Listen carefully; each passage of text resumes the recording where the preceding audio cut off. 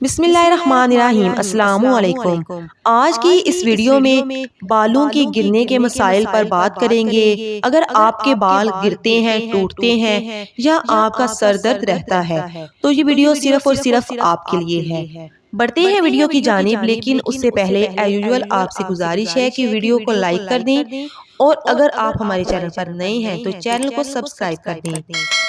क्या बाल कसकर बांधने से टूटते और गिर जाते हैं?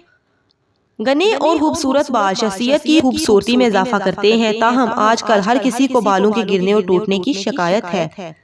इंडियन टीवी चैनल्स NDTV के मुताबिक माहिरीन का कहना है कि रोजाना 50 से 100 बाल गिरना मामूल की बात है, लेकिन ज्यादा बाल गिरना परेशानी और फिक्र की बाइस है। बालों के गिरने को कंट्रोल करने के लिए लोग मुख्तलिफ तेल, शैम्पू, टोटके इस्तेमाल करते हैं या माहिरीन इमराज जिल्द से रुजू करते हैं, लेकिन जरूरत से ज्यादा बालों के गिरने के लिए हर घर में भी कुछ टोटके इस्तेमाल कर सकते हैं।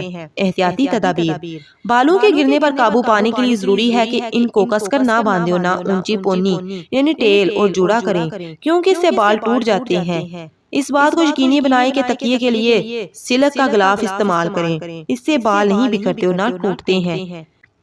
बालों के ज्यादा स्टाइल बनाने और केमिकल के इस्तेमाल से भी बाल टूट जाते हैं। ऐसे शैम्पू और कंडीशनर इस्तेमाल करें जो आपके बालों के लिए बेहतर हों। कुछ सीरम भी बालों की नोशोनुमा के लिए अच्छे होते हैं और वो बालों को टूटने नहीं देते। और सबसे बढ़कर अच्छी नींद और पुरसकून लाइफस्टाइल सेहत के लिए हमेशा मददगार होता है। इस बात को यकीनी बनाएं कि ज्यादा पानी पिएं, हाइड्रेट रहें और अच्छी ग़िज़ा खाएं। इसके अलावा सरसों के तेल समेत दीगर तेल भी बालों की नोशोनुमा के लिए अच्छे होते हैं। बादाम का तेल फैटी एसिड और मैग्नीशियम से भरपूर होता है, ये बालों को टूटने से बचाता है।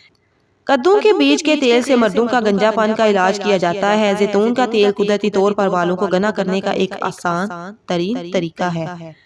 उम्मीद है आपको आज की वीडियो पसंद आई होगी। आप अपने बालों की वजह से किन मसलों का शिकार हैं, हमें कमेंट सेक्शन में लाजमी बताइएगा। मिलते हैं किसी और अच्छी सी वीडियो के साथ, तब तक अपना और अपने प्यारों का ढेर सारा ख्याल रखें। दुआओं में